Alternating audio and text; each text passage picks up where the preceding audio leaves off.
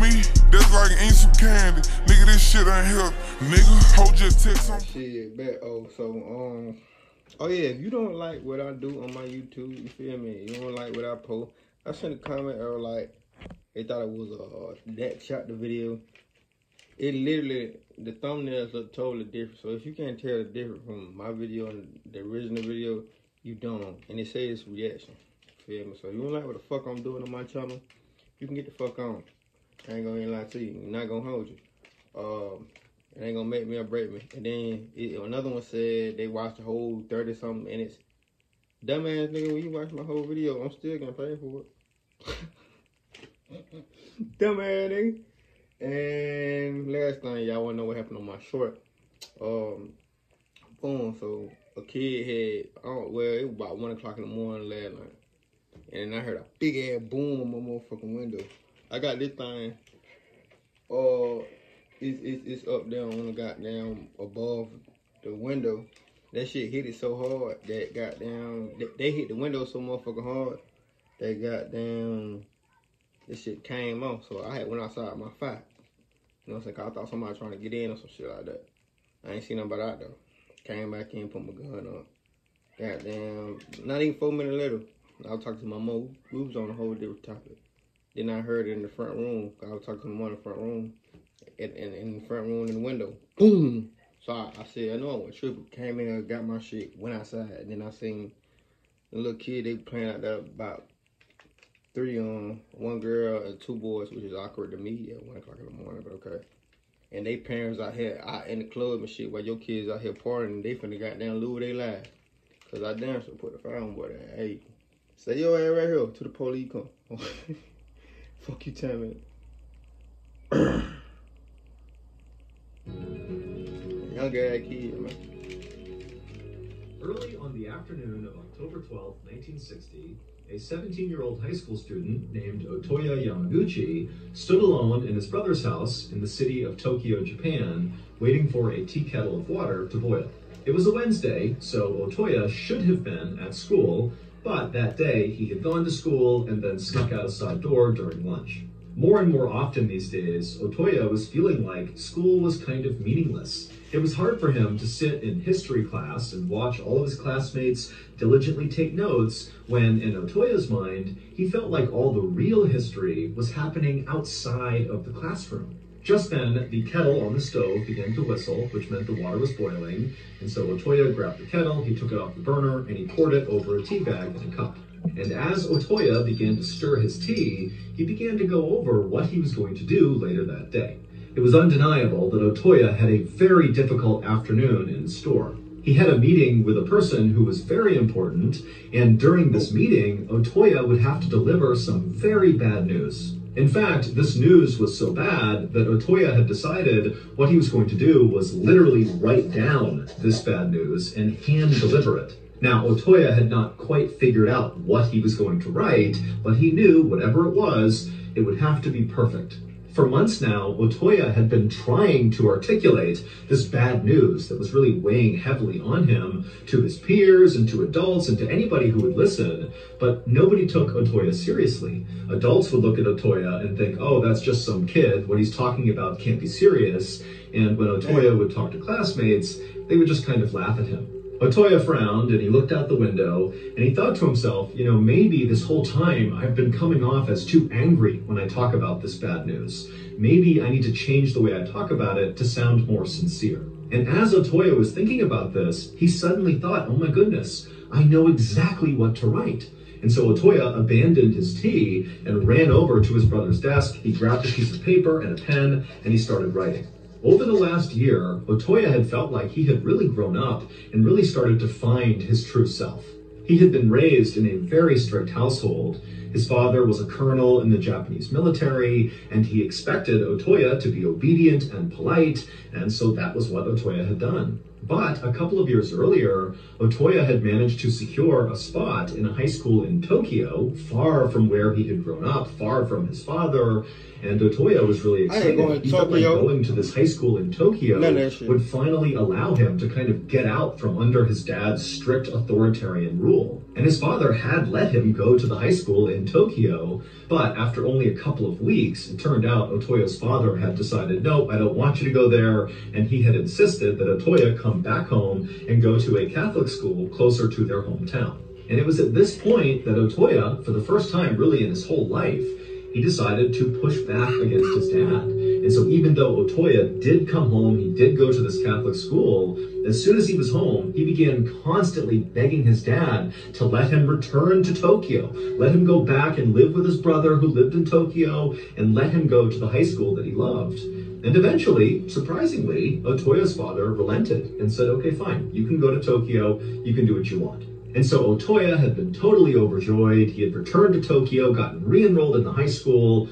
But after only a couple of months, Otoya had kind of lost interest in the school, and instead his focus had now shifted to politics. Otoya's brother, who Otoya lived with in Tokyo, was very into politics, and he was always taking Otoya to speeches and rallies, and very quickly Otoya had gotten into it. And eventually, Otoya began to think that his purpose in life was in politics. And he just didn't like the idea of having to wait until he graduated from high school to pursue that career ambition. But when Otoya brought these ambitions up to anyone who would listen, no one took him seriously.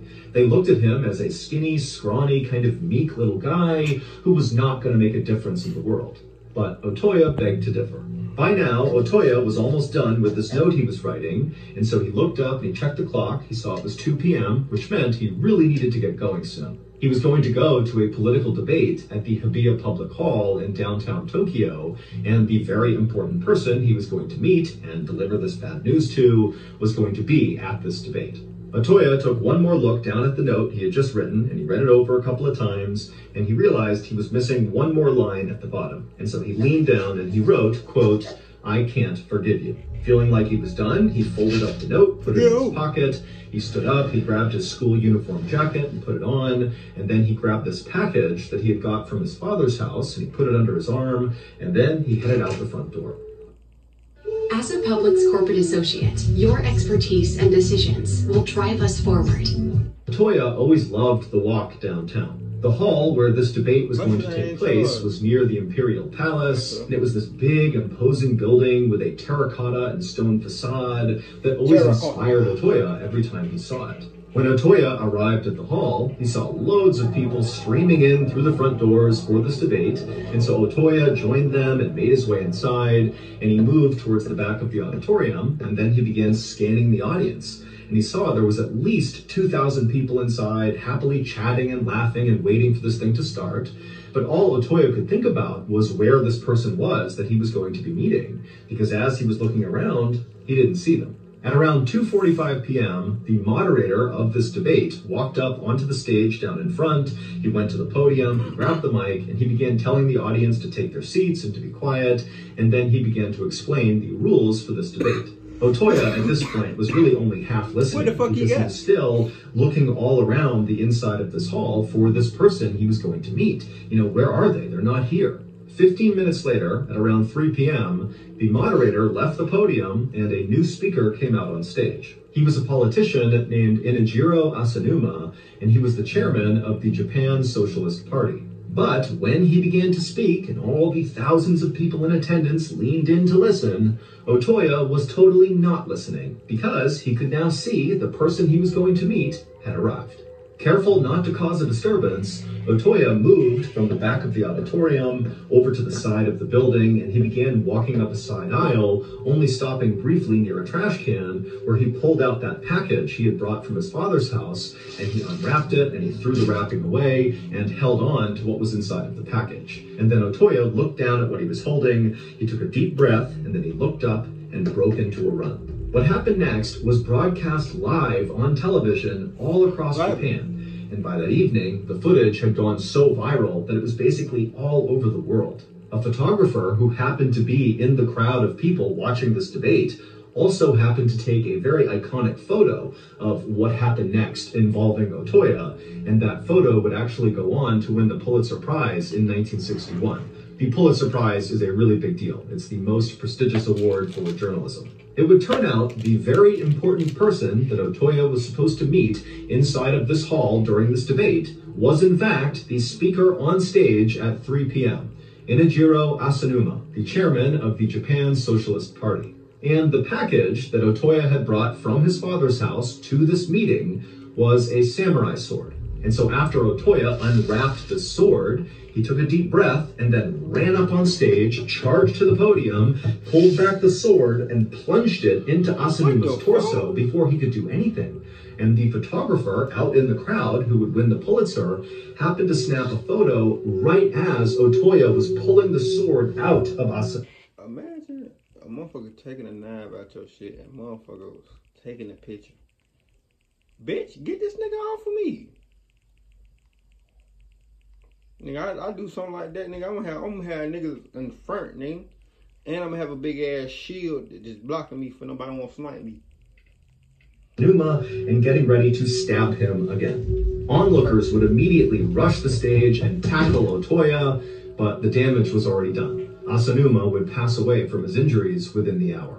It would turn out Otoya, ever since moving to Tokyo, had become a radical right-wing ultranationalist. The note that Otoya had carefully penned and then folded up and put in his pocket before carrying out this assassination basically just said that Otoya did not hate Asanuma personally, but Asanuma was slowly transforming Japan into a communist country, and so Otoya could not forgive him for that. And so Otoya decided he needed to act. Otoya was immediately arrested, but 2 weeks later, while he was in prison, he would take his own life. He did all that shit for nothing. There is exactly one YouTube channel that I personally religiously follow. It's called Bedtime Stories, and it's like the most epic storytelling. And my goodness, if you're a fan of the strange, dark, and mysterious, you will be a fan of Bedtime Stories. They cover strange... Let me know if y'all want to see that, man.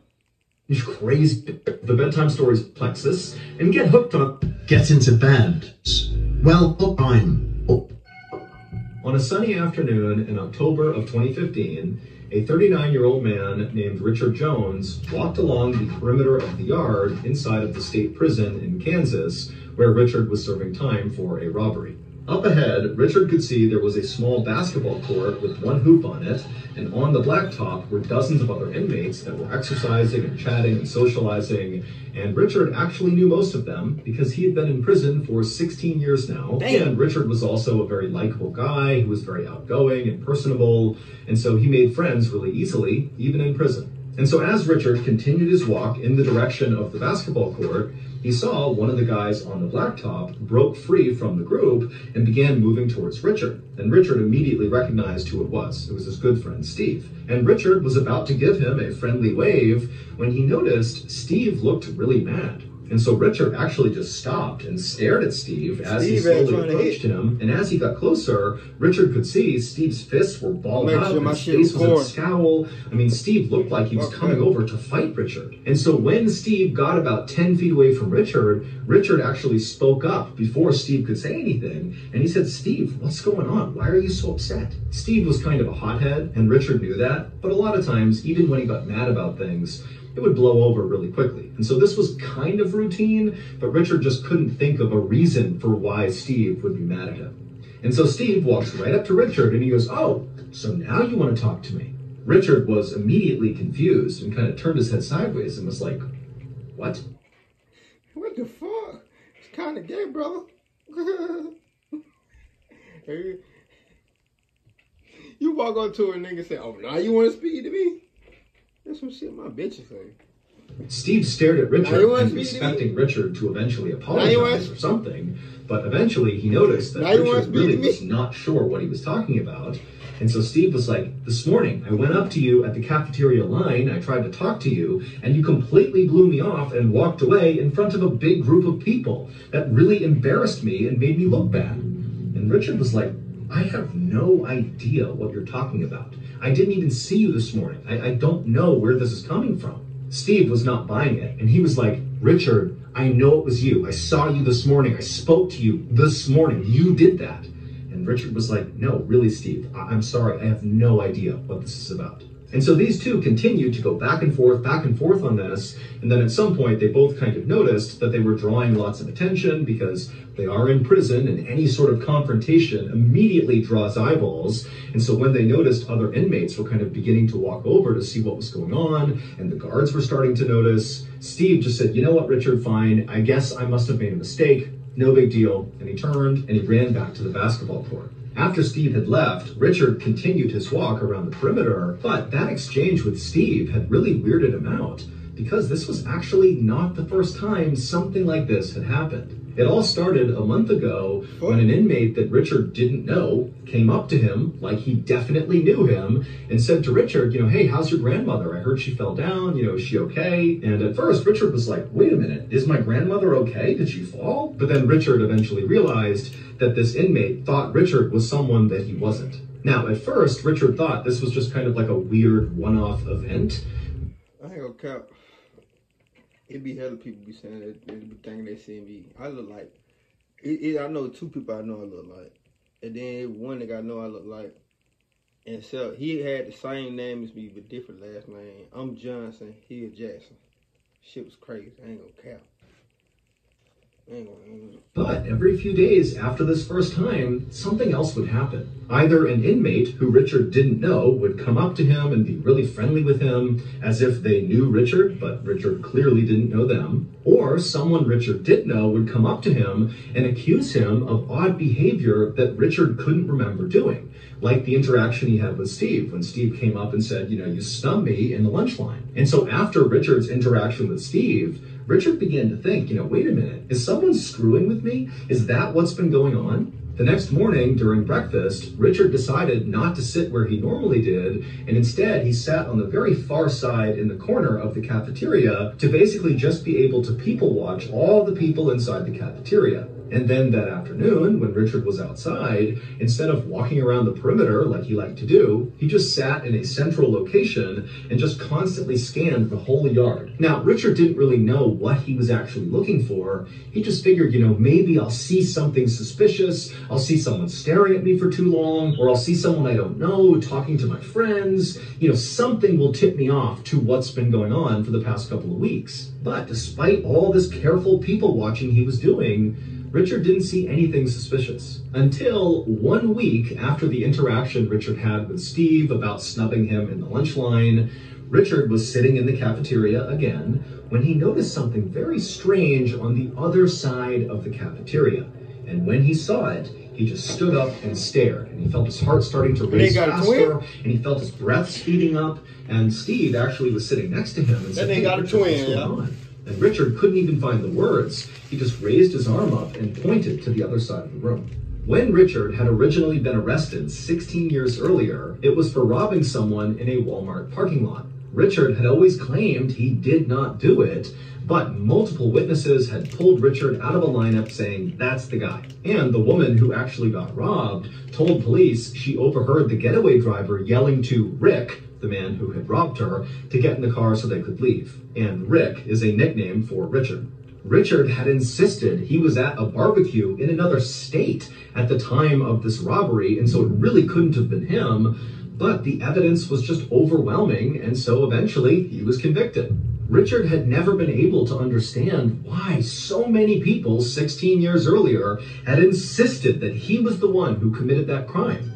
And more recently, he couldn't understand why his friends, like Steve, were accusing him of doing things that he didn't remember doing. But that night in the jail cafeteria, when Richard spotted something on the other side of the room, suddenly everything over the last 16 years made perfect sense. What? Richard really was an innocent man. He did not rob that woman in the Walmart parking lot.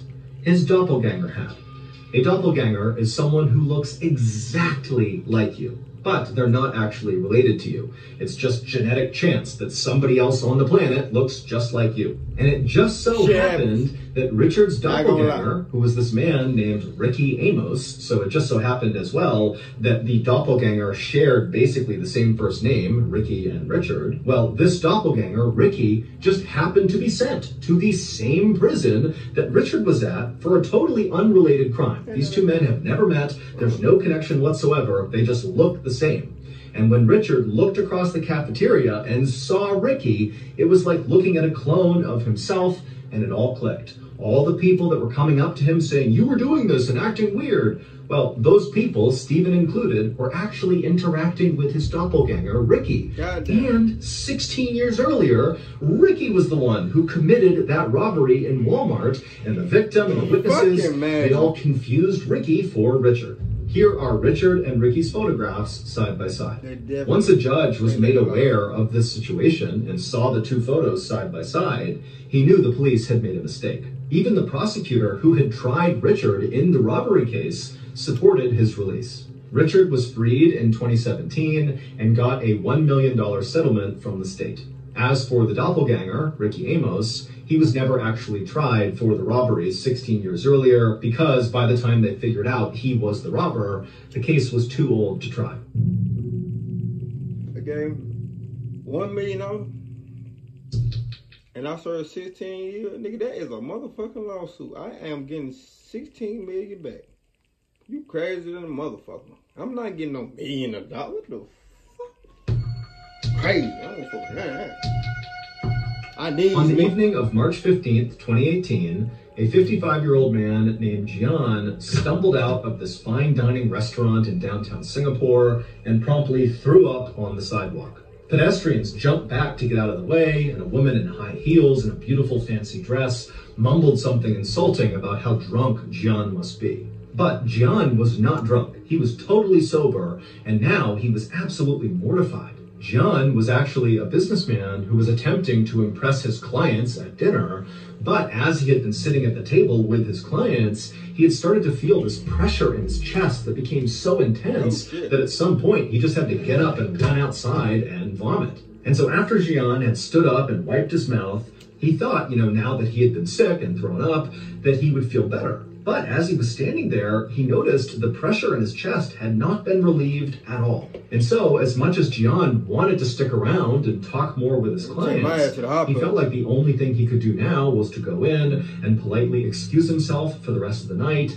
and just go home and sleep off whatever was going on with him. But when Gian went back into the restaurant and was actually back at his table, before he could even say a sentence to his clients explaining the situation, he was turning around and running back outside and vomiting on the street again. At this point, Gian knew something was definitely wrong. And so he didn't have time to tell his clients what was going on. He just needed to get to a hospital. And so he sprinted across the street, got in his car, and began driving. When he got to the hospital, he was so scared about what was happening to him that he actually parked his car crooked in the spot and left his door open as he sprinted towards the emergency room. And then once he was inside the hospital, he ran up to the receptionist and tried to tell them what was going on, but he literally couldn't speak. And then he just collapsed in a chair right nearby. Now, the hospital was extremely busy, but all the nurses could tell whatever was going on with this man, it could not wait. And so they ran over to him, they lifted him up, they put him on a stretcher, and they wheeled him into a private exam room. And then once he was in there, they began taking his vitals, and also they began assessing him, looking for some sort of trauma on the outside of his body that could explain what was going on with him, but they couldn't find anything. And so after they were sure that Gian was stable, he was breathing okay, his heart rate was okay, he just couldn't speak, but he was going to be okay, the team decided that the next thing they should do would be to give him a CT scan. A CT scan is a specialized type of imaging that can show what's going on inside someone's body. It's like a really detailed x-ray. And after they gave Gian a CT scan, his results were baffling. There was this solid, fairly large, white object that was lodged at the base of Gian's esophagus. Your esophagus sits below your throat and above your stomach. It's basically the tube that food goes through to get to your stomach.